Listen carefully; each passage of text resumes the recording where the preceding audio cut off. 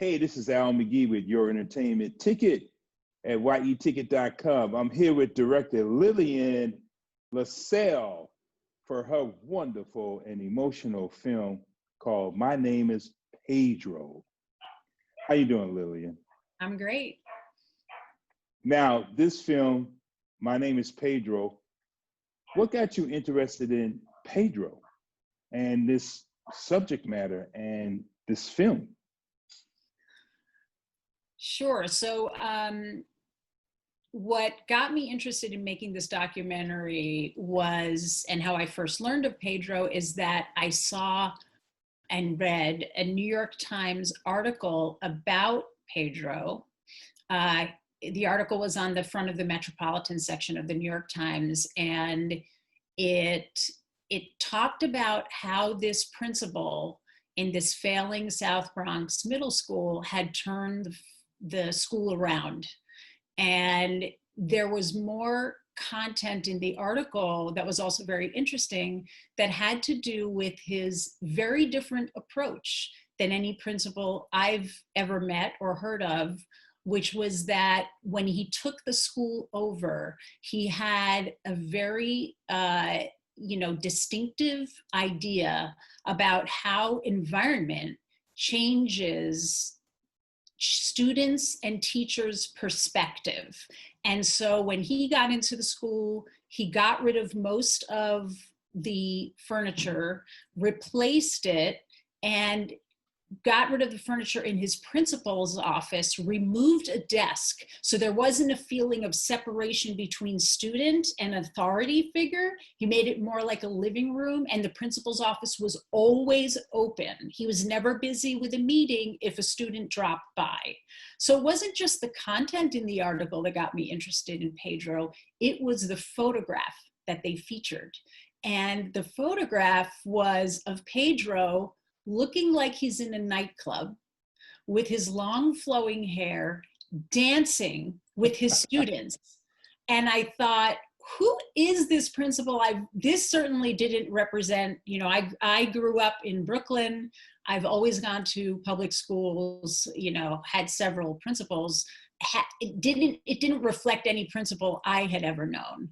And that's what got me interested in the subject. And I called him shortly after reading that article, and I called him, and he said, "That sounds great. How about meeting tomorrow?" And this was, as you've seen the film, this was part of Pedro's, what I call immediacy of action. He was never one to wait. So tomorrow it was. I was completely unprepared for the interview because I was expecting him to say, "Oh yeah, let me check my schedule." And so I went in, we talked about making a film. And within the first 5 minutes of being in his presence, I knew he had to be a documentary. I'd never made a documentary before and or directed a film before. So this is my directorial debut. And when I mentioned to him, I would love to make a documentary, but Pedro, I've never made one before. And he said, "Lillian, I believe in you." Oh, that's great. Well, and like yourself, I went to public schools, and I graduated from a state university. And not only that, I'm a former educator myself. I taught on the university level for 10 years, and I taught at public schools for 2 years. And that's why this film really drew my emotions together with this film by watching this, because I never knew anyone like Pedro in the education system. I mean, I can say maybe a little bit about myself, but I just felt he was a great success. But let me ask you about the school board that he had to come up against. It's many of the members are ultra Orthodox Jewish board members who never went to public schools. Now that is a fight that he kept fighting with them. Well, let me put it like, they were fighting him. He wasn't really fighting them. He was doing his job. Mm-hmm. Can you tell me some more about that? Sure. So I'll say that the film starts with really highlighting his accomplishments, and talking about how this teacher in his third grade teacher, he was a special ed student, changed his life around by taking her under her wing and inspired him Right. to become an educator. I thought And that was so wonderful. the film, yes, and the film, does follow him. I followed him for 5 years. And in making a documentary, you never know what's going to happen. Everything is unexpected. So he ends up being recruited from his job at MS 391 in the South Bronx to come up to Rockland County and work with a troubled school district with a promotion to be the assistant superintendent of schools up there.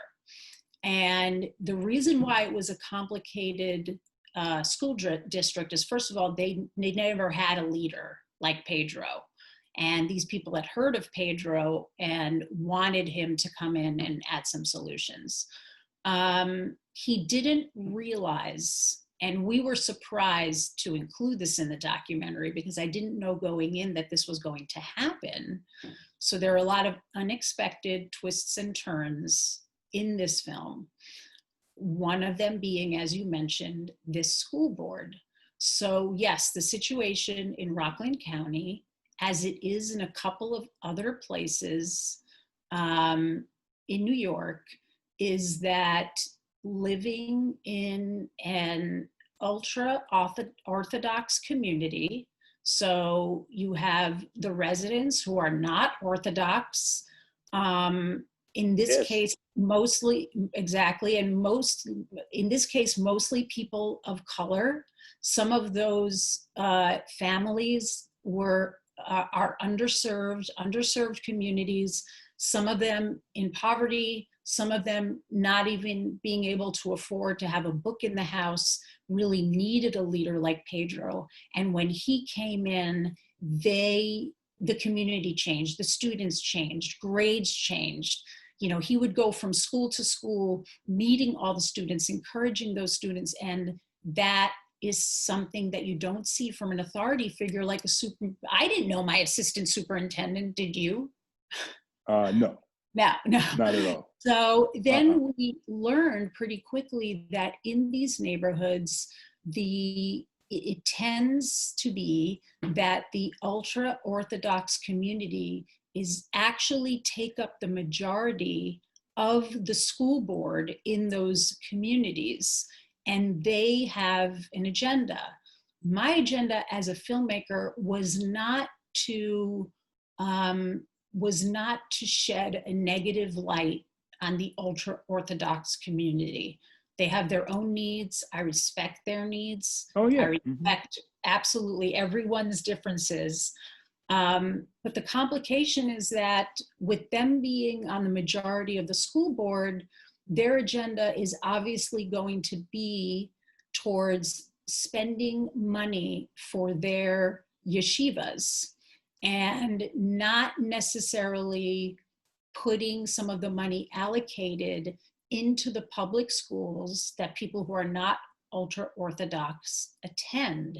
And so these communities suffer because the money is being sort of monopolized by the yeshivas, where the money is really needed in these other schools, again, with people who are, and children and families who are mostly in underserved communities and need that money to improve learning, need that money for computers in their school, for resources, for people to have after school programs, to have pre-K. So those things, after school programs, pre-K, those were cut out.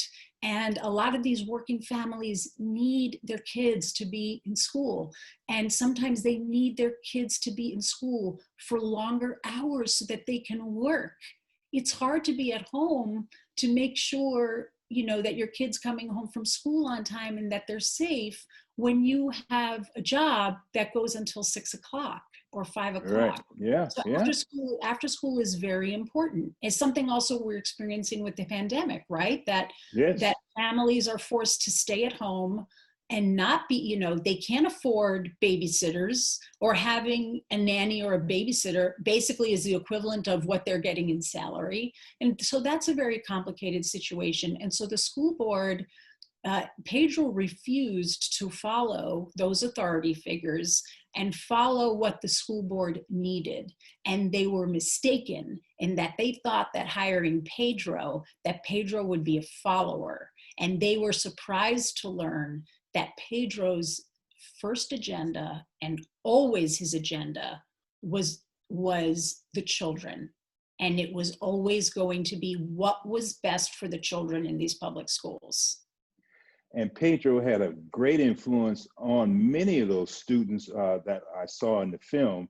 And he was a hands-on person too with the students, where's your book? Let me help you with the book.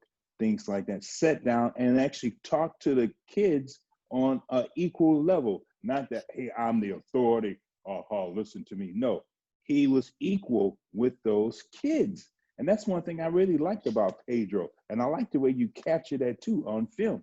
Mm-hmm.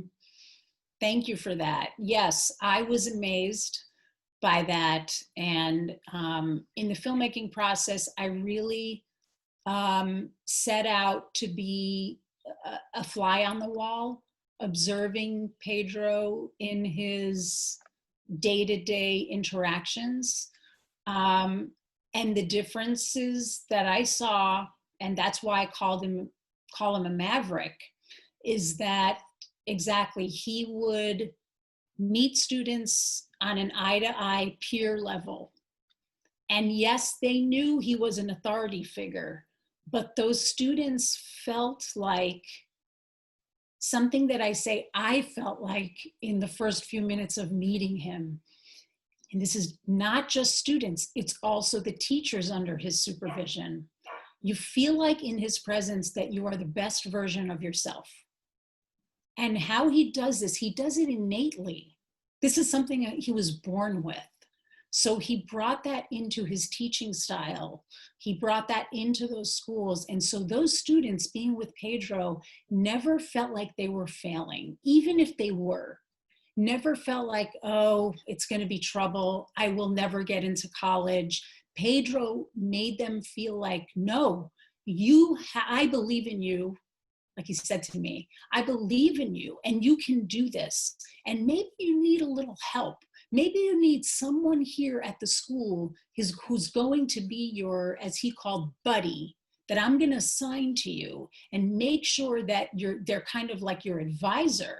Many public schools, they have something called advisory, but Right. A lot of public schools can't afford to have, to spend money on advisors, right? In advisory, right, that person touches base with you, looks over your grades. None of these schools had that. So he would set out to make his teachers not only teachers, but advisors, as well as he was, to check in with these students. Okay, where are your problem classes? What is the problem? Are you coming late to school all the time? Is that your issue? Why are you coming late? What's going on at home that's making you late? How can we remedy that?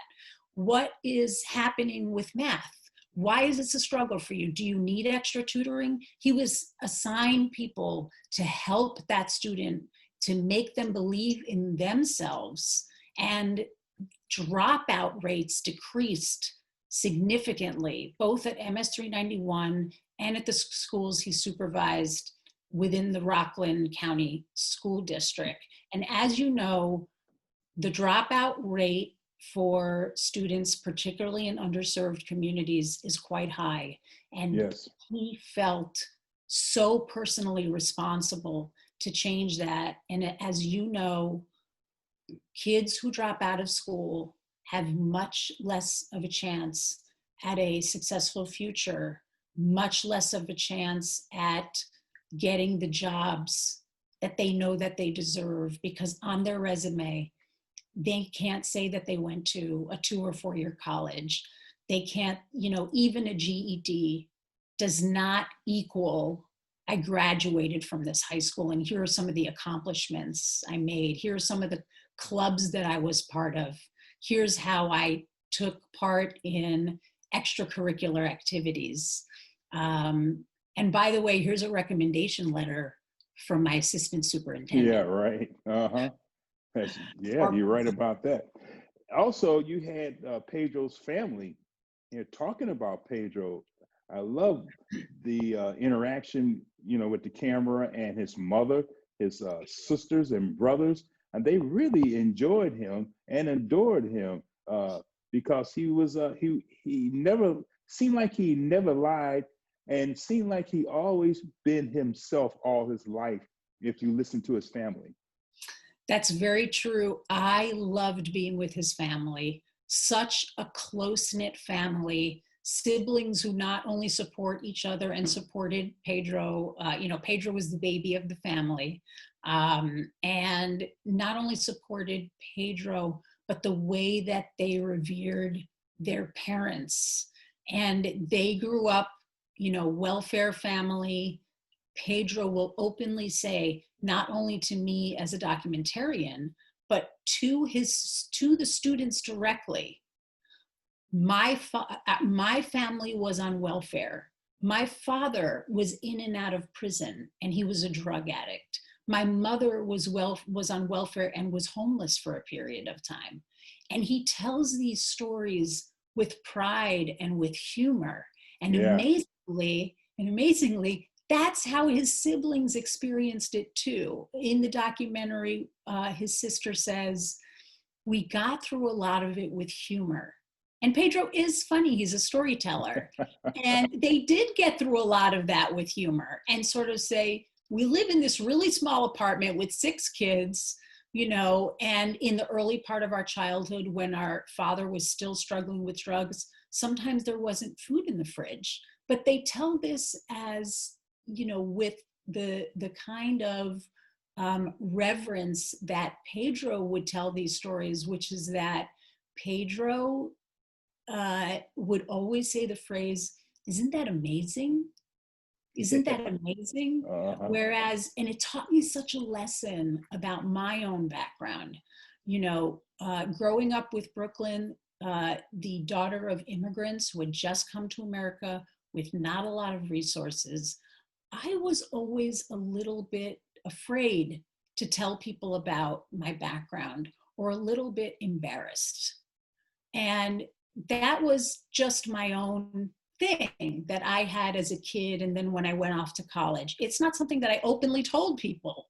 I just kind of left it out of the conversation. What's that? Why is that though? Why did you feel like that? I don't know. I don't have a reason for that.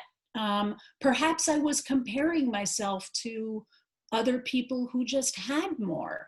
And that was not the healthiest place to be. But after meeting Pedro, who really changed my perspective, now I talk about my past and my family and their struggles and then accomplishments with so much pride. And it's allowed me to accept my life, to accept my past. He really changed my life. That's great to hear. And there could be many students, like you showed one student when he was in high school, how Pedro influenced him. Then you showed him he's a senior at a university now, getting ready to graduate, or he graduated by now by the time the film came out. Yes. He was fantastic. I was so happy to be able to, through those 5 years, interview him in the first year of filming, where he talks about he gave Pedro a lot of trouble, and then was able to contact him and find him, because it was a struggle to find a lot of these former students who were so affected by him. Now on social media that the film is out there, and it's on Facebook and it's on, all these things where people can hear about the film, I get so many direct messages through social media. Oh, Pedro Santana, he changed my life. He was my favorite principal. He was my favorite teacher. But in the time of making the film, it was really hard to locate his former students. So this particular one, we were able to locate at Stony Brook University. He was more than happy to talk to us. And we had so much fun at Stony Brook, because not only was he able was he going to graduate, but he talked about himself as a leader, Mm-hmm. and that he had all of these accomplishments at school where he was the head of clubs, the head of organizations. And that was because of the lessons he learned from Pedro. And Lillian, let me ask you this. When people see this film, what you want them to really get out of it, and how do you want people to feel when they see My Name is Pedro? I'll tell you what I know they'll feel, because at every film festival screening, I have sat in the screenings. Not a lot of directors like to do that, but I sat in and I got to see the audience's reaction, from laughing hysterically to crying hysterically. So the film, we don't want to give away a lot of what happens, because it's one of the interesting things about the film, the unexpected twists and turns that you don't see coming. Right.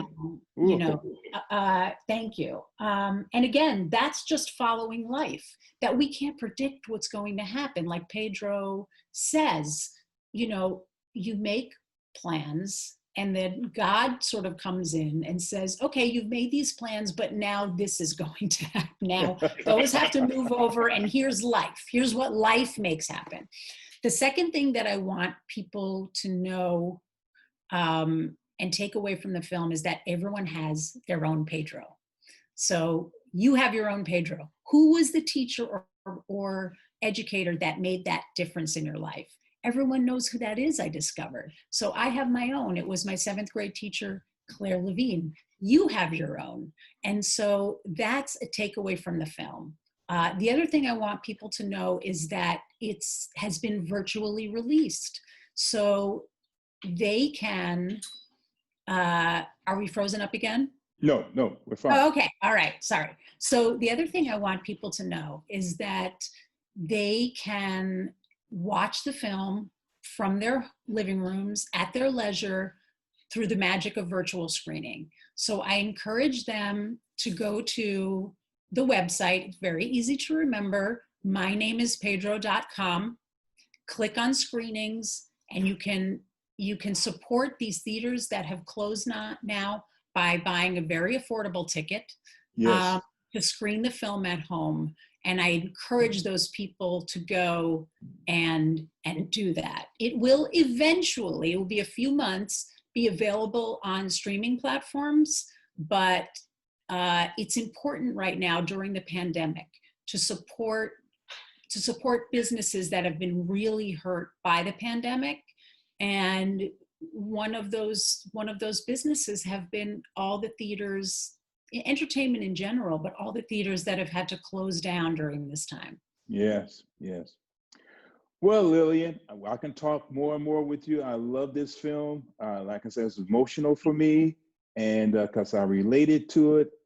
But this is your first film, first documentary that you did. You gonna do another one? You gonna do anything else? Anything down the pipeline, real quick?